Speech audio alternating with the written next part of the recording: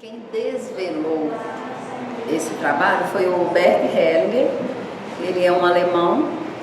Ele morreu ano passado, no final do ano, já prestes a completar 94 anos, e trabalhou até os 92 anos. A última vez que eu estive com ele estava com 92 anos e ainda trabalhando. Ele fez como todo o trabalho, né? Assim, é sempre uma junção de tudo que a gente vai adquirindo, né?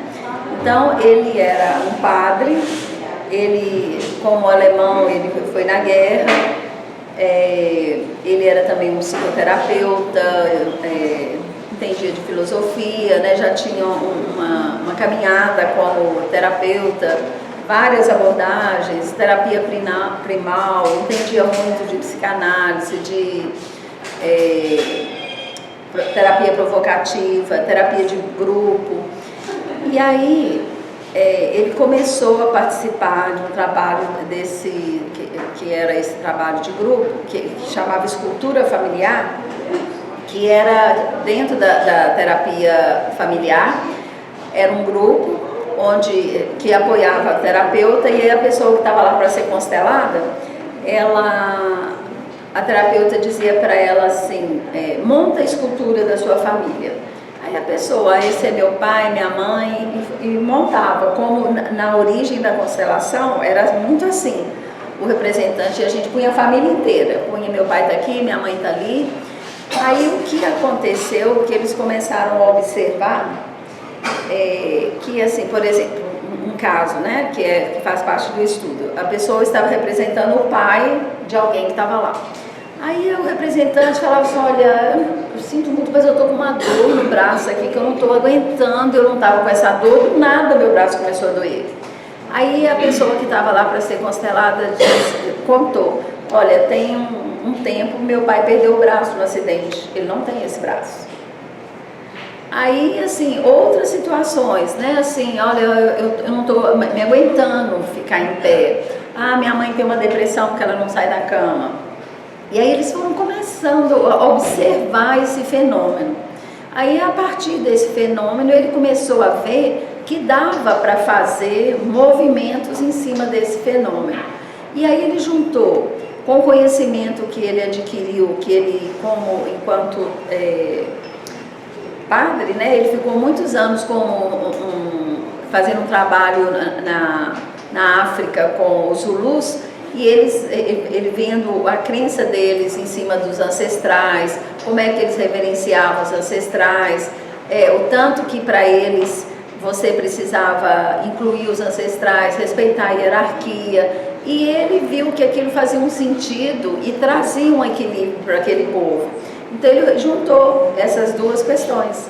Ele começou a ver quando tinha questões dentro da nossa ancestralidade que não estava incluída, equilibrada, aquilo podia estar manifestando na gente como um sintoma, né? Então, e aí foram anos e anos de estudo, né? E é um trabalho, como ele mesmo dizia, que não parava, assim. Eu sou da segunda turma dele aqui no Brasil. Fui na Alemanha também, fiz formação lá com ele, mas do que eu vi lá no início até no final, assim, parecia outro trabalho, né? E aí hoje, igual eu mesmo, além de fazer a constelação, eu fiz outras formações, né? Cheguei a fazer psicodrama, terapia de regressão de vidas passadas, terapia holística e outras mais. Então, quando eu estou aqui trabalhando, cura da criança ferida, é uma síntese, né? Não é o meu trabalho aqui de constelação puramente como eu aprendi, que não dá, inclusive com os professores que eu fiz o curso, porque eu fiz alguns diretamente com Bert Hellinger, mas fiz com vários discípulos dele, e que cada um agregou um conhecimento que tinha, né? Então, é difícil até da gente dizer desse trabalho como um trabalho único. E aí foram tendo o crescimento, e hoje a gente tem a constelação. Primeiramente começou descobriu que podia fazer individual, antes só fazia de grupo. Aí depois entrou a empresarial, né? Depois da empresarial veio a escolar, depois veio do jurídico, né? Então, tanto que o nome original hoje é constelação sistêmicas, porque você pode constelar vários sistemas.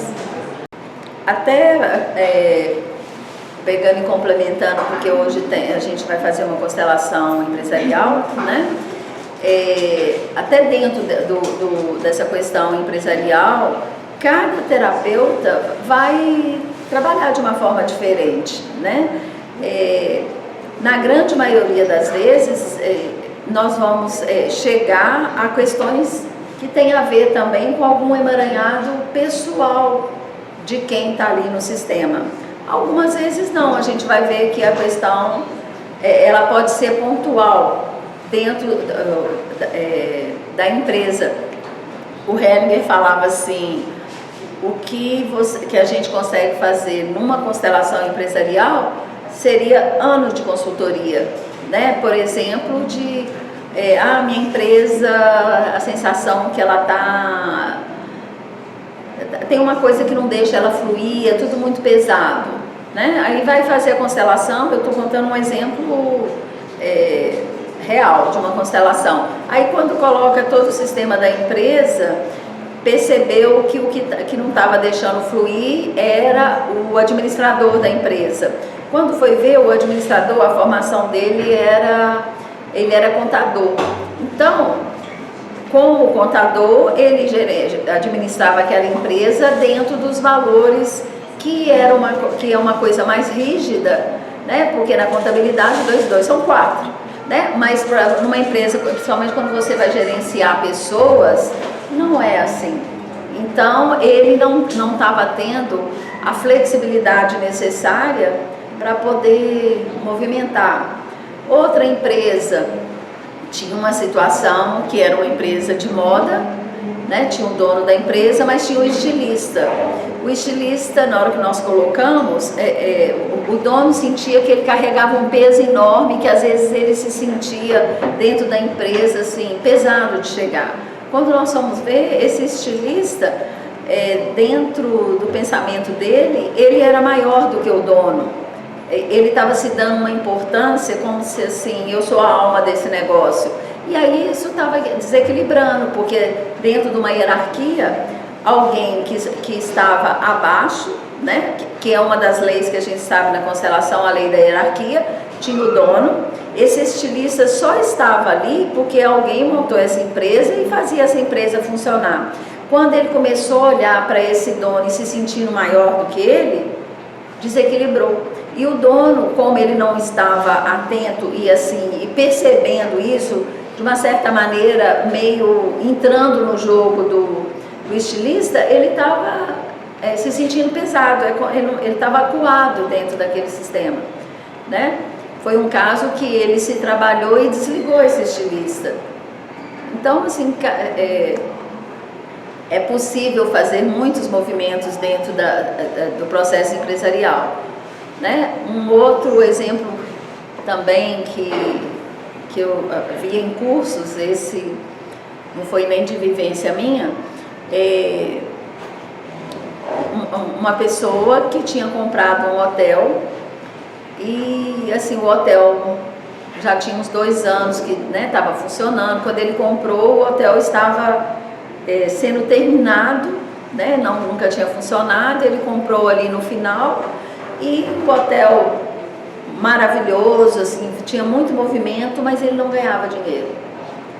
Aí quando foi ver a constelação, esse hotel estava sendo construído por um casal que tinha um filho, né, um casal com uma situação financeira muito boa, e estava construindo esse hotel para entregar para esse filho, assim, né, para ser com que o filho ia trabalhar e viver. E aí, quando estava num ponto lá da construção, esse filho morreu. Então, eles venderam o hotel por essa razão. Então, a energia ali estava parada, não tinha vida para frente, né? E aí, quando eles viram isso e reverenciaram esse rapaz que morreu, criou lá uma maneira de homenageá-lo, aí a energia abriu e aí fica parecendo assim uma coisa até mágica, né? E aí o fluxo do dinheiro começou a acontecer, o fluxo da vida, né? Porque o dinheiro, às vezes na nossa cultura a gente tem uma relação de olhar para o dinheiro como algo que eu não posso dar um valor muito grande, mas para a vida o dinheiro é fundamental, né? O que sustenta a vida, o que mantém a vida é o dinheiro. O que às vezes torna inadequado o dinheiro é a maneira com que eu lido com ele, mas isso é para tudo na vida, né? Então, numa situação daquela onde o rapaz tinha morrido, então o fluxo da vida tinha interrompido. E aí, em paralelo, o fluxo do dinheiro ali também não fluía, porque tinha uma dor, tinha algo inacabado ali, né? Então, dentre várias outras situações, as constelações podem nos desvelar questões assim, e emaranhados e soluções onde eu jamais imagino dentro do que eu possa ver com a racionalidade, né? Por isso que às vezes fica parecendo meio mágico, mas para mim, como em várias outras situações da vida, eu gosto até de dar um exemplo, quando não se sabia o que era um vírus, uma bactéria, muitas doenças eram vistas como maldição, né? A pessoa que ou estava com demônio no corpo, ou é a pessoa que estava no pecado, é porque via algo acontecer ali do nada. Então, mas depois que descobriu que tem vírus e bactérias, muitas doenças, né, que não tinham cura, tem cura, e hoje ninguém vê falar que uma pessoa que está com febre, ela está com demônio, né, ela está em pecado, né? Então, a gente não vê o vírus e a bactéria com os nossos olhos, mas a gente sabe da existência deles. A gente, isso é uma virose, é uma infecção, né? Assim, é familiar para nós. Então, para mim, nesse campo que a gente trabalha aqui, para a gente fica ainda nesse campo do mistério, dessa coisa que a gente fica encantada, mas é porque nós ainda não temos capacidade psíquica e capacidade de consciência de nenhuma aparelhagem como os microscópios, os vírus e a bactéria para ver esse campo energético, né? Nós já percebemos, fazendo que aqui se trabalha na mesma situação como, por exemplo, um celular. Você faz uma ligação aqui, você fala no Japão, você não vê onda nenhuma aqui. Como é que aquele aparelhinho sabe que ele vai ter que conectar com aquele aparelhinho lá do outro lado do mundo? E eu não estou vendo nada aqui, né? Mas assim, como tem uma concretude aqui, a gente entende que tem essa conexão, mas a gente não vê. Então, aqui também é a mesma coisa. É algo que ainda a gente não vê, como não é algo muito do mundo, vamos dizer assim, concreto, racional, científico. Muitos desconsideram, acham que não faz sentido, mas para mim o que falta é pesquisa. Porque se alguém resolver pesquisar, vai achar.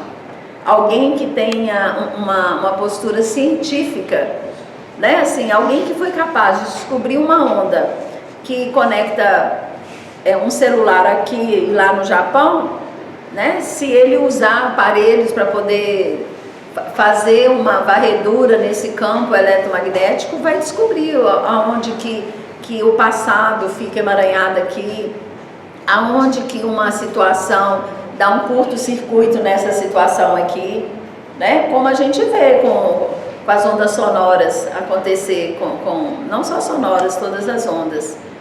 Então eu imagino que um dia isso que pra gente tá como algo excepcional, vai virar assim, isso é como hoje, isso é vírus, não, isso é bactéria.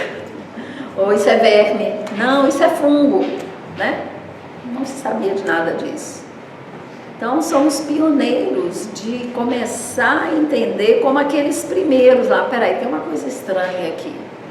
Não, que coincidência, essa pessoa estava aqui dessa maneira, o outro está igual também, né? Com uma doença que pode ser transmitida, né, por um vírus ou uma bactéria. Então, é mais ou menos assim. E enquanto a gente não tem esses recursos, né, eu gosto de dizer para as pessoas assim, olha, quando está nesse trabalho aqui, mesmo que o seu racional diga assim, isso é loucura, isso é um absurdo, se abra para ver e sentir o que acontece aqui e estar aberto para receber, né? Depois, lá na frente, quando tiver essa comprovação, que tenha comprovação, mas enquanto não tem, né, o nosso propósito aqui é cura e liberação. E isso, eu e N pessoas que estão aqui já há muitos anos e que estão sempre aqui, são testemunhas do quanto que traz mudança na vida da gente.